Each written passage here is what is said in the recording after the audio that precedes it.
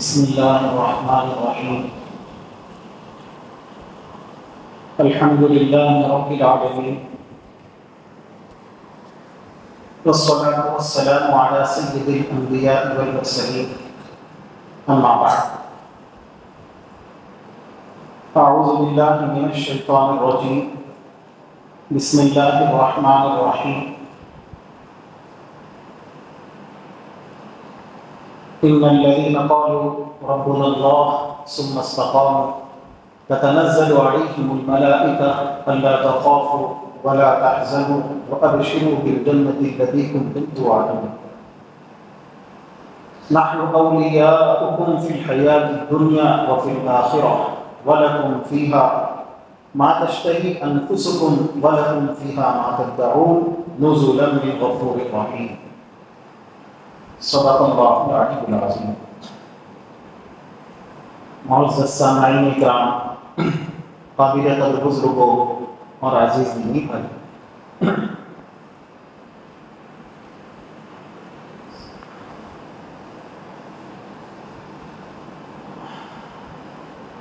گزشتہ جمعہ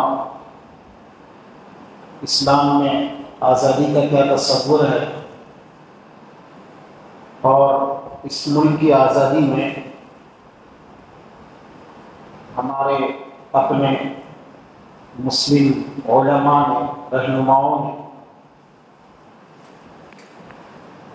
جو قربانیاں پیش کی ہیں ان کا بھی ایک مختصر سا تذکرہ آیا تھا، جو ایک عزیمت اور استقامت دکھلائی تھی اس عنوان سے، اس کا بھی ایک تذکرہ آیا تھا۔ اس سے پہلے بھی استقامت کا بیان چل رہا ہے۔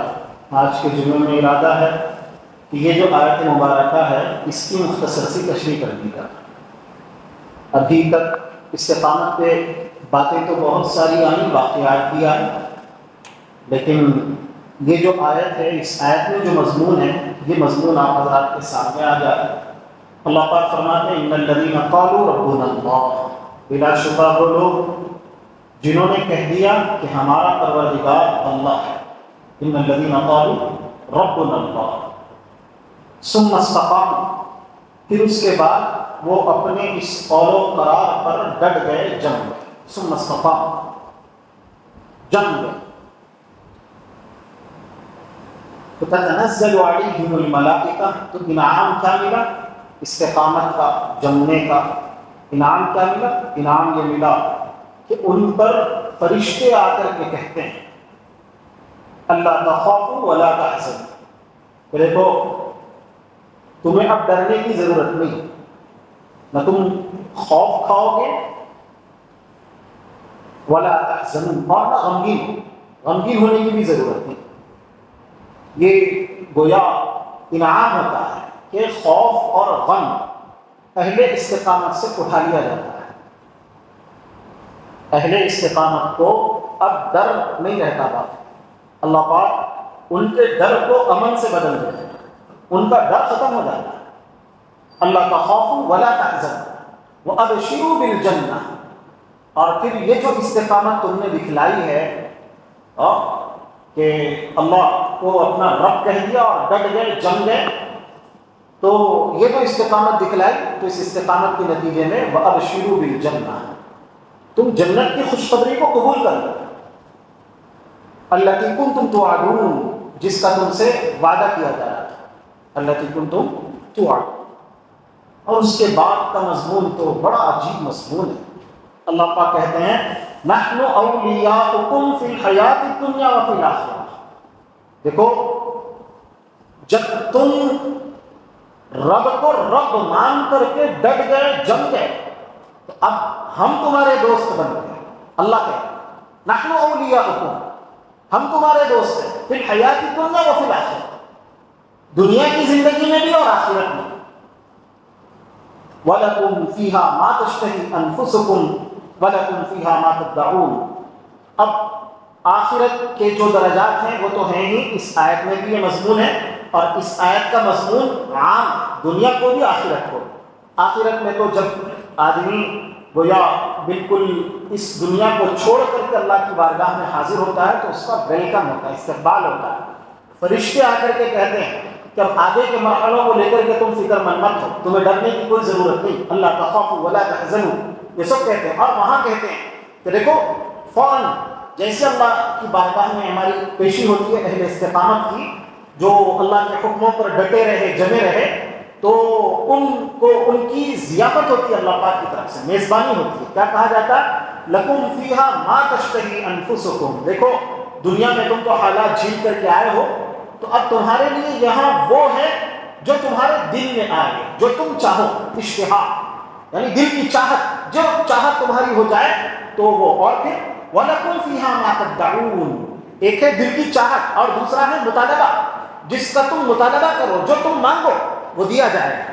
لَكُمْ فِيهَا مَا تَشْتَهِي أَنفُسُكُمْ وَلَكُمْ فِيهَا مَا تَدَّعُونَ۔ اس کے بعد آگے کہا نُزُلًا مِّن غَفُورٍ رَحِيمٍ، یہ مہربان اور مغفرت کرنے والے پروردگار کی طرف سے ایک ابتدائی ضیافت ہے۔ دیکھو جب کوئی مہمان بنتا ہے نا تو ایک ہوتی ہے ابتدائی ضیافت، اصل ضیافت تو وہ جو بکرا کاٹا ہوگا اس نے اور جو اس سے بنایا ہوگا وہ تو بعد میں آئے گا، لیکن فوراً جب مہمان پہنچتا ہے میزبان کے پاس تو میزبان فوری طور پر بھی اس کا اکرام کرتا ہے، شربت کوئی مشروب پیش کرتا ہے یا پھر ڈرائی فروٹس پیش کرتا ہے یا کچھ بھی، کہ فوراً کیا کیا جائے، اس کی کچھ ضیافت کی جائے، اس کا کچھ اکرام کیا جائے۔ تو یہ کہا کہ یہ جو کچھ بیان کیا نا لَكُمْ فِيهَا مَا تَشْتَهِي أَنفُسُكُمْ وَلَكُمْ فِيهَا مَا تَدَّعُونَ، اور پھر یہ جو فرشتے آئے آ کر کے تم سے کہا کہ اب تمہیں ڈرنے کی ضرورت نہیں، یہ سب تمہارا ابتدائی اکرام ہے۔ یہ تو کیا ہے کہ جیسے کوئی مہمان پہنچتا ہے تو فوراً جو اکرام کیا جاتا ہے وہ ہے، اب اس کے بعد آگے کا جو اکرام ہے اس اکرام کے بارے میں تو اللہ کے نبی نے کہہ دیا ہے کسی انسان کے تصور میں نہیں آ سکتا، تصور میں نہیں، ما خطر علی قلب بشر، کہ کسی انسان کے دل میں کھٹک بھی نہیں آ سکتی کہ وہاں کیا ملے گا آخرت میں اور جنت میں۔ اہل استقامت کو جو ملے گا وہ تو ملے گا ہی ملے گا، اس کا تو تصور بھی نہیں کیا جا سکتا۔ لیکن جیسے ہی اللہ کے یہاں اہل استقامت پہنچتے ہیں تو ان کا جو اکرام کیا جاتا ہے اس کا تذکرہ اس آیت مبارکہ میں ہے، تو یہ اس آیت کا مضمون ہے۔ دیکھیے یہ مضمون بیان کرنے کی اصل میں ضرورت اس وجہ سے ہے، کیا ضرورت ہے، کیوں یہ استقامت سے متعلق مضمون بیان کیا جا رہا ہے؟ ہم اگر یہ سمجھتے ہیں کہ دیکھیے مومنوں کے لیے حالات ایک کامن بات ہے، جب سے اسلام کی ابتدا ہوئی ہے اس وقت سے لے کر کے آج تک دونوں طرح کے حالات آئے۔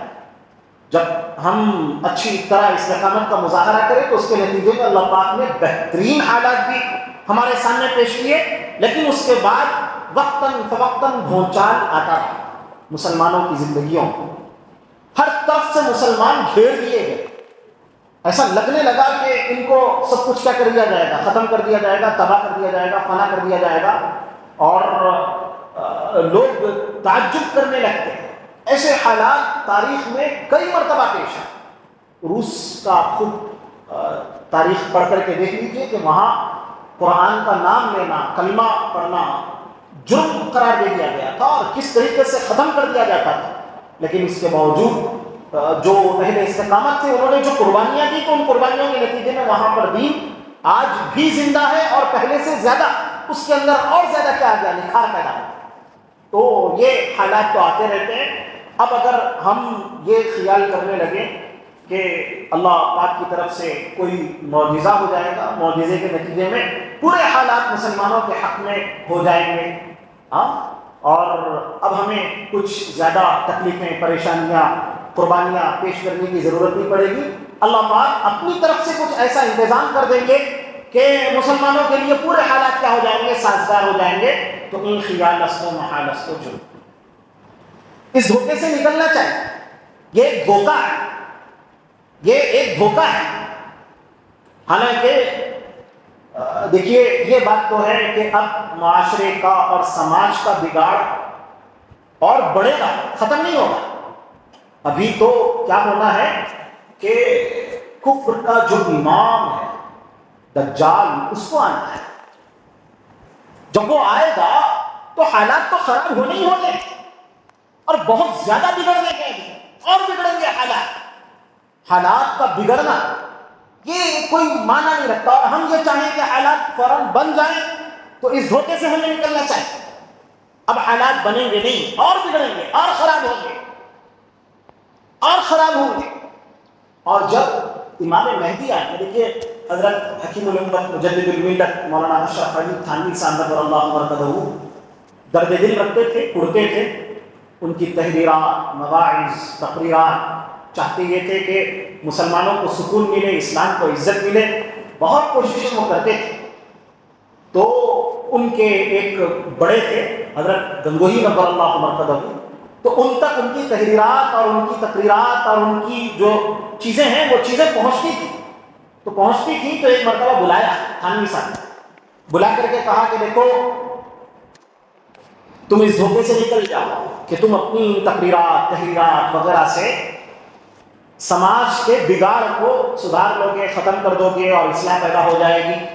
یہ مقصد بنا کر کے اگر تم چل رہے ہو تو مایوس ہو جاؤ گے، مایوسی کا شکار ہو جاؤ گے. اس لیے پہلے مرحلے میں دل سے نکال دو کہ میری ان تحریکات سے کوئی بہت بڑا انقلاب آنے والا ہے اور پورا گویا کیا ہے کہ سماج سدھار ایک دم ہو جائے گا فوراً. تو یہ خیال تم اپنے دل سے نکال دو. اور پھر کہا تھا کہ دیکھو جب تک امام مہدی نہیں آئیں گے اس وقت تک یہ بگاڑ بڑھتا رہے گا، اور جب امام مہدی آ جائیں گے تو اس وقت میں کامل اصلاح ہوگی اور پوری دنیا کی حالت بدلے گی اور پوری دنیا میں امن پھیلے گا. یہ حضرت گنگوہی نور اللہ مرقدہ نے حضرت تھانوی کو کہا تھا کہ دیکھو اب امام مہدی کے آنے سے پہلے حالات کے بہت زیادہ، ہاں یہ تمہارا اپنا فرض ہے، اس فرض کو ادا کرتے رہو، مایوسی کا شکار نہیں ہونا، لگے رہنا اور اللہ کی رضا کے لیے، اللہ کی خوشنودی کے لیے لگے رہنا، کام کرتے رہنا اصلاح کا. اب اصلاح ہو یا نہ ہو اس کو اللہ کے اوپر چھوڑ دو اور تم اپنے کام میں اخلاص کے ساتھ اللہ کے لیے لگے رہو. اگر تم کام کرتے رہو گے تو اللہ کے یہاں سے جو تم کو انعام ملنا ہے وہ انعام تو تمہیں ملے گا، تمہارا اپنا کوئی نقصان نہیں. تم تو لگے رہو، لیکن نتیجے کی اگر فکر کرو گے اور نتیجہ نہ نکلنے کی وجہ سے پریشان ہونے لگو گے تو مایوس ہو کر کے تم اپنا سارا کام بند کر دو گے، ختم کر دو گے. یہ جتنی تمہاری تحریکات اور جتنی تمہاری فکریں ہیں یہ ساری فکریں سرد پڑ جائیں گی، مان پڑ جائیں گی. تو اس لیے یہ مت سوچو. یہ حضرت گنگوہی نے اتنے بڑے گویا مجدد الامت جن کو کہا جاتا ہے، حکیم الامت جن کو کہا جاتا ہے، ان سے کہا تھا کہ یہ نظریہ بنا کر کے چلو. تو ابھی تو دجال کو آنا ہے، حالات اور زیادہ بگڑیں گے، اور زیادہ بگڑیں گے. دیکھیے حضرات صحابہ کرام رضوان اللہ تعالی علیہم اجمعین، ان کا ایمان اور ان کے بعد آنے والے جتنے لوگ ہیں ان کے ایمان میں زمین آسمان کا فرق ہے. ابھی بات آئی نا ان الذین قالوا ربنا، جنہوں نے کہہ دیا کہ ہمارا رب اللہ ہے. تو اللہ ہے کہنا یہ بہت آسان ہے. دیکھو کسی کو اللہ کے وجود سے انکار نہیں ہوتا. کافر بھی جو ہے نا، کافر قومیں بھی جتنی ہیں وہ قومیں بھی اللہ کے وجود کا انکار نہیں کرتی ہیں. بہت کم ایک چھوٹی سی تعداد ہے، بہت مختصر سی تعداد ہے جو اللہ کے وجود کا اور اللہ کی ذات کا انکار کرتی ہے. اصل اختلاف تو ہوتا ہے، جو اصل اختلاف وہ اللہ کی صفات میں ہوتا ہے. بہت سے لوگوں کو گویا شبہ ہو جاتا ہے اللہ کی صفات کسی اور کے لیے وہ کیا کرنے لگتے ہیں، ثابت کرنے لگتے ہیں. اللہ کے وجود اور اللہ کی ذات کا انکار کافر بھی نہیں کرتا، کافر بھی اللہ کے وجود کا اور اللہ کی ذات کا انکار نہیں کرتا. اور پھر اصل جو انکار ہے، اصل جو کفر ہے، وہ اصل کفر جو آتا ہے وہ کفر جو ہے اللہ کے نبی حضرت محمد مصطفیٰ صلی اللہ علیہ وسلم کو لے کر کے آتا ہے. جب بات آتی ہے کہ اللہ کے نبی حضرت محمد مصطفیٰ صلی اللہ علیہ وسلم پر ایمان لاؤ اور محمد ابن عبداللہ ہونے کی حیثیت سے نہیں، محمد الرسول اللہ کی حیثیت سے ایمان لاؤ اور اتباع کرو، فالو کرو اللہ کے نبی کو اور یقین بناؤ. ہماری کامیابی اگر ہے دنیا کی، آخرت کی، اور ہم جن حالات میں گھرے ہوئے ہیں ان حالات سے نکلنے کا راستہ ہے تو راستہ تنہا جناب نبی کریم حضرت محمد مصطفیٰ صلی اللہ علیہ وسلم کی سیرت میں، آپ کے کردار میں، آپ کی سنتوں میں چھپا ہوا ہے. یہ یقین اگر دل میں نہیں جماؤ گے تو ایمان کامل نہیں ہے، ایمان کامل نہیں ہے. اور آخرت کا یقین، اللہ سے ملنے کا یقین اگر کمزور ہوگا تو ہماری ایمان کی جڑیں کمزور ہیں.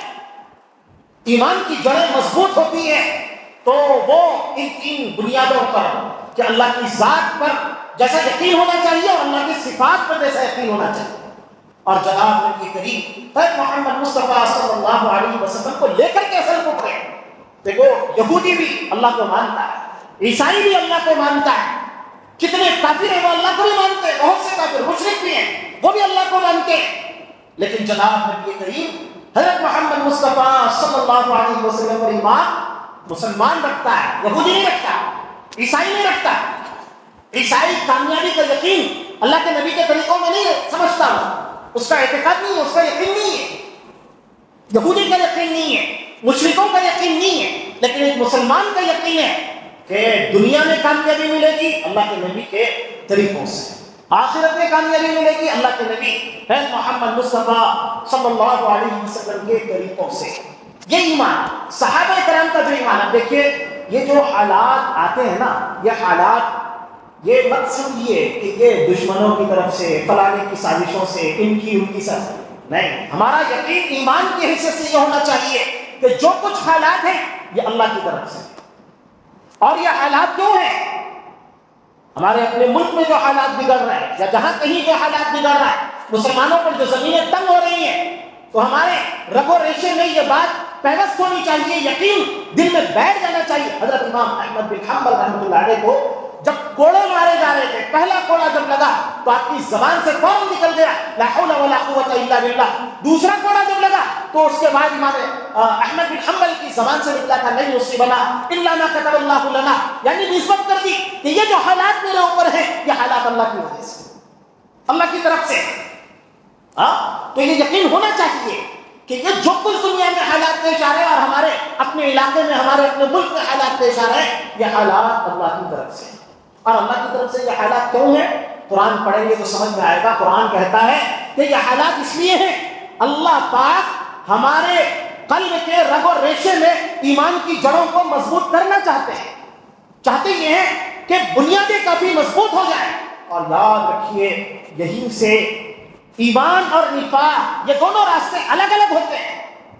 الذین آمنوا ولم یلبسوا ایمانہم بظلم, وہ لوگ جو ایمان لائے اور انہوں نے اپنے ایمان کو ظلم کے ساتھ نہیں ملایا. ظلم کے ساتھ ملانے کا مطلب کیا ہے؟ یہی کفر کے ساتھ, کفر کے ساتھ نہیں ملا, یعنی ان کا یقین نہیں بگڑا. ان کا یقین یہ ہے کہ کامیابی ملے گی اللہ کے نبی حضرت محمد مصطفیٰ صلی اللہ علیہ وسلم کے طریقوں سے کامیابی ملے گی. یہ خیال دماغ میں آ گیا ہے کہ نہیں؟ اب دیکھیے یہ جو حالات ہیں نا, ان حالات میں اہل ایمان الگ ہو جاتے ہیں, اہل نفاق الگ ہو جاتے ہیں. حالات جب آتے ہیں تو حالات کے آنے کے بعد ابھی بات آئی ہے, اہل استقامت کا خوف اور غم ختم ہو جاتا ہے. وہ ڈرنے کے بجائے نڈر بن جاتے ہیں. ان کا حال بالکل کیا ہو جاتا ہے؟ الگ ہو جاتا ہے, اور ان کا یقین اور زیادہ بڑھ جاتا ہے. فَخْشَوْهُمْ فَزَادَهُمْ ایمانا. اور وہ لوگ اپنے حالات کا حل تلاش کرنے کے لیے اللہ کے نبی محمد مصطفیٰ صلی اللہ علیہ وسلم کے قدموں سے جا کر کے چمٹ جاتے ہیں. کہتے ہیں ہر جو بھی حالات آ رہے ہیں, ہر حالت کے اندر اپنے لیے رہنمائی اگر تلاش کرتے ہیں تو اللہ کے نبی محمد مصطفیٰ صلی اللہ علیہ وسلم کی تعلیمات سے وہ اپنے حالات کا حل نکالنا چاہتے ہیں. اس لیے وہ منڈلاتے رہتے ہیں. قرآن و حدیث سے ان کا رجوع اور زیادہ بڑھ جاتا ہے, اور وہ اپنے حالات کا حل نکالنے کے لیے اللہ کے نبی حضرت محمد مصطفیٰ صلی اللہ علیہ وسلم کے کردار کو اور آپ کی سیرت کو کھنگالنا شروع کر دیتے ہیں.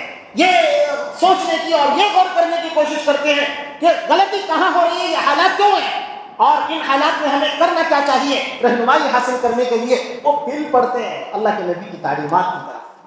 تو یہ اہل ایمان ہے, اہل ایمان ہے. ان کو بشارتیں. اہل نفاق جو ہے, جو کلمہ پڑھتے ہیں اپنی زبان سے, ان کی حالت ان حالات میں جو اللہ کی طرف سے آ رہا ہے اور اللہ کی طرف سے حالات آ ہی رہے ہیں آزمائش کے لیے, ان کی حالت یہ ہو جاتی ہے کہ وہ دہشت میں مبتلا ہو جاتے ہیں, وہ خوف میں مبتلا ہو جاتے ہیں. اور خوف میں مبتلا ہو کر کے بجائے اس کے کہ وہ اللہ کے نبی کے قدموں سے چمٹ جائے اور یقین بنائے کہ حالات چاہے کتنے ہی خراب ہو, لیکن ہمارے لیے اگر کوئی امید کی کرن نکلے گی اور کوئی کامیابی ملے گی تو ہمارے لیے کامیابی اللہ کے نبی محمد مصطفیٰ صلی اللہ علیہ وسلم کے قدموں میں ہے. ہماری سمجھ کا قصور ہے, ہم نہیں سمجھ رہے, ہم غور نہیں کر رہے. یہ ان کا دماغ نہیں ہوتا, بلکہ وہ کیا کہنے لگتے ہیں کہ وہ اب کافروں کو منانے لگتے ہیں. بولو تمہارے لیے ہم کیا کیا چھوڑیں. ٹوپی اتار دی, کرتا اتار دیا, ننگے ہونے کے لیے تیار ہو گئے. کہتے ہیں کہ بتاؤ تمہیں خوش کرنے کے لیے ہمیں کیا کرنا ہوگا. یہاں سے اہل ایمان اور اہل نفاق کی رائیں بالکل الگ الگ ہو جاتی ہیں, الگ الگ ہو جاتی ہیں. اور وہ یہ چاہتے ہیں کہ ہم گویا اپنے حالات کو امن سے بدلنے کے لیے اپنی عقل کا بھی تو استعمال کریں, اپنی عقل کی طرف کو رجوع کرتے ہیں, خود سوچنے لگتے ہیں بجائے اس کے کہ اللہ کے نبی حضرت محمد مصطفیٰ صلی اللہ علیہ وسلم کی تعلیمات کی طرف کو رجوع کریں. دیکھیں کہ اللہ کے نبی ہم سے کیا کہتے ہیں, کیا مطالبہ کرتے ہیں. یہ کوشش نہیں ہوتی, بلکہ حالات کا حل خود اپنے دماغ سے نکالنا چاہتے ہیں, یا پھر مالداروں کے چکروں میں پڑ جاتے ہیں, یا پھر دنیا داروں کی عہدے داروں کے چکروں میں پڑ جاتے ہیں, اور کافر اور جو ظالم ہیں ان ظالموں کو خوش کرنے کے پیچھے پڑ جاتے ہیں. لیکن کلام پاک نے صاف اعلان کیا ہے وَلَن تَرْضَىٰ عَنْكَ الْيَهُودُ وَلَا النَّصَارَىٰ حَتَّىٰ تَتَّبِعَ مِلَّتَهُمْ. یہ یہود و نصارہ اس وقت تک خوش نہیں ہوں گے, تم پورے ننگے ہو جاؤ, ایک ایک ایک ایک کر کے اللہ کے نبی کی تعلیمات میں سے کتنی چیزیں نکال کے پھینکنا چاہو پھینک دو, تب بھی وہ خوش نہیں ہوں گے. وہ خوش ہوں گے تو کب خوش ہوں گے, تم اپنے ایمان کو چھوڑ کر کے ان کا دین, ان کا مذہب قبول کر لو, تب جا کر کے تمہیں ان کی طرف سے کچھ مراعات مل سکتی ہے. لیکن اگر تم یہ چاہو آتا تیتر آدھا بٹیر والا معاملہ, تو اس طریقے سے مسائل حل نہیں ہوتے. اور کلام پاک کا اعلان ہے, اسی کو کہا کہ جب تمہارا یقین بدل جاتا ہے نا اور تم کفر کو ایمان کے ساتھ ملانے لگتے ہو. دیکھو اگر تم محمدی ہو, اگر تم مسلمان ہو, تو تمہیں جو حل تلاش کرنا چاہیے اللہ کے حکموں میں. تم اللہ کے حکموں کے بجائے یہ مغربی جو لوگ ہیں ان کی فکروں میں تم اپنی کیا کرنے لگتے ہو کہ اپنی نجات تلاش کرنے لگتے ہو. تو یہ اور یقین بنانے لگتے ہو کہ یہ جو گویا یہ جو نظام ہے, نظام مصطفی 1500 سال ہو گئے, پرانا اور دقیانوسی نظام ہے, اس میں ہماری رہنمائی نہیں ملے گی. ہمیں رہنمائی ملے گی تو لیٹسٹ جو ماڈل ہے, یہ جو یورپی اور گورے جو ترقی کر رہے ہیں, ہمیں کیا کرنا پڑے گا, دیکھنا پڑے گا ان کی طرف کو. تو یہ مسٹیک ہے یہاں جب آ کر کے, تو یہ کفر کو اسلام سے ملانا ہے. الذین آمنوا ولم یلبسوا ایمانہم بظلم والی جو بات ہے, تو اور پھر کلام پاک نے صاف اعلان کیا جو ایمان لائے اور اپنے ایمان کو کفر کے ساتھ ملایا نہیں, ان کا یقین حالات چاہے کتنے ہی برے آئے, لیکن ہر حالت میں ان کا یقین یہ رہا کہ نجات اگر ملے گی اور ہماری کشتی نیا پار کرے گی تو اللہ کے نبی حضرت محمد مصطفیٰ صلی اللہ علیہ وسلم کے قدموں کی برکت سے, اور وہ چپتے رہے تو حالات آئیں گے چلے جائیں گے. حالات میں ان کو بہت کچھ کھونا پڑے گا, بہت کچھ برداشت کرنا پڑے گا, لیکن خوشخبری انہی کے لیے ہے, کامیابی انہی کا مقدر ہے. کلام پاک میں جگہ جگہ یہ مضمون بیان ہوا ہے, جگہ جگہ مضمون بیان ہوا ہے کہ دیکھو اب یہ جو حالات آنے والے ہیں تو بات آ چکی ہے, تو اب تو کفر کا امام آ رہا ہے, دجال آ رہا ہے. تو اب یہ سوچنا کہ حالات فوراً, اور جب امام مہدی آئیں گے تو امام مہدی کے آنے کے بعد تو ٹھیک ہے کہ پوری دنیا کا نقشہ بدلے گا, حالات بدلیں گے, لیکن کیسے کہ ہر طریقے سے صرف معجزے ہی ہوں گے, نہیں. جو اہل ایمان ہے ان کو کھنگالا جائے اور ان کو بڑی بڑی قربانیاں پیش کرنی ہوں گی, اور مٹھی بھر لوگ ہوں گے. سوچو بڑی بڑی روایتوں میں, بخاری کی, مسلم کی, جتنی روایتوں میں کیا تذکرے ہیں, امام مہدی کے جو فالوورز اور آپ کے ساتھ جو رہنے والے ہیں ان کی تعداد جو آئی ہے 10,000 12,000 کی تعداد آئی, 12,000. ہاں کیوں, ساری دنیا میں مسلمان کتنے ہیں, اتنے سارے مسلمان, اور جو تعداد روایتوں میں بیان ہو رہی اتنی مختصر سی. بات کیا ہے, بات یہ ہے کہ چھٹائی ہوگی. اس چھٹائی کے اندر جو لوگ یہ سمجھتے ہیں کہ ہمیں اللہ کے نبی کے دین میں کچھ ملے گا نہیں, وہ چھٹیں گے. اور جو یہ سمجھتے ہیں کہ یہ گورے ہمارا فائدہ کر سکتے ہیں, یہ جو غیروں کی تہذیبیں اور کلچر ہے اور ان کی جو روایتیں ہیں ان سے ہمارا کچھ بنے گا, تو وہ سارے کے سارے چھٹیں گے. یہ چھٹائی کا دور ہے. تو ہمارے لیے اصل امتحان یہ ہے کہ ہم اپنے دین کے لیے سنجیدہ بنیں اور اپنے دین کے لیے حالات کو برداشت کرنے کا مادہ ابھی سے پیدا کریں, اپنے من کو بنائیں اور اپنے گویا دل کو یہ سجھانے سمجھا لیں کہ دیکھو حالات اب آئیں گے, لیکن ان حالات میں ہمیں اللہ کے نبی کا دامن چھوڑنا نہیں ہے, اسلام کو چھوڑنا نہیں ہے. جمنا ہے, اگر جمیں گے تو پھر اللہ پاک ہمیں دکھلا دیں گے. خطرہ ایمان کو نہیں, اسلام کو نہیں, دین کو نہیں, اللہ پاک نے خود اس کی حفاظت کا ذمہ لیا ہے, لیکن خطرہ ان لوگوں کو ہے جو اللہ کے نبی کو چھوڑ کر کے کسی اور کی طرف کو نظریں رکھتے ہیں تو ان لوگوں کے لیے خطرہ ہے، وہ اپنے دین سے بھی پھر سکتے ہیں، اپنے ایمان سے بھی پھر سکتے ہیں۔ اللہ پاک ہمیں سننے سے زیادہ سمجھنے کی توفیق نصیب فرمائے اور استقامت والی زندگی گزارنے کی توفیق نصیب فرمائے، اور اللہ کے لیے، اللہ کے دین کے لیے گویا ہمیں اپنا اگر کچھ کھونا پڑے تو خوشی خوشی کھونے کے لیے ہمیں تیار ہونا چاہیے، اللہ سے مانگنا نہیں چاہیے، اللہ سے ہمیشہ عافیت مانگیں، اللہ سے ہمیشہ عافیت مانگیں، اللہ سے یہ کہیں اے اللہ ہم کمزور ایمان والے ہیں، وہ تھے جو بڑے لوگ تھے ان لوگوں نے حالات کو جھیلا، حالات کو برداشت کیا، لیکن یقین رکھیں کہ جو حالات آ رہے ہیں وہ اللہ کی طرف سے آ رہا ہے۔ اگر اللہ سے عافیت مانگنے کے باوجود اللہ پاک کی طرف سے ہمارے لیے ناسازگار حالات آ جاتے ہوں، ہم خود اپنے پاؤں پہ کلہاڑی نہ ماریں، اللہ سے نہ کہیں، لیکن اگر آ جاتے ہو تو پھر پہلوان بن کر کے دکھائیں، اللہ کے وفادار اور کامل مومن بن کر کے دکھائیں، اب ایمان اور کفر کو ملانے کا کام نہ کریں۔ اور اللہ پاک نے کس قدر واضح انداز میں کہہ دیا ہے کہ جو اپنے ایمان کو کفر کے ساتھ نہیں ملاتے تو صاف کہہ دیا اولئک لہم الامن، یہی وہ لوگ ہیں جن کو امن ملے گا، وہم مہتدون۔ دیکھو جو ڈرنا نہیں چاہتا، جو یہ چاہتا ہے کہ امن کے ساتھ رہو، اطمینان کے ساتھ رہو، تو کہتے ہیں کہ اولئک لہم الامن، جو ایمان کو کفر کے ساتھ ملا نہیں رہے اور حالات کتنے ہی خطرناک آ رہے ہیں لیکن وہ وفادار بن کے رہ رہے ہیں، تو یاد رکھو کہ ان کو امن ملے گا۔ اصل میں ہم لوگ امن کا مفہوم نہیں سمجھتے، بات بہت زیادہ بڑھ گئی ہے، انشاءاللہ اس کے بعد آگے جمعہ ہو جائے گی۔ اللہ پاک کہنے سننے سے زیادہ عمل کرے۔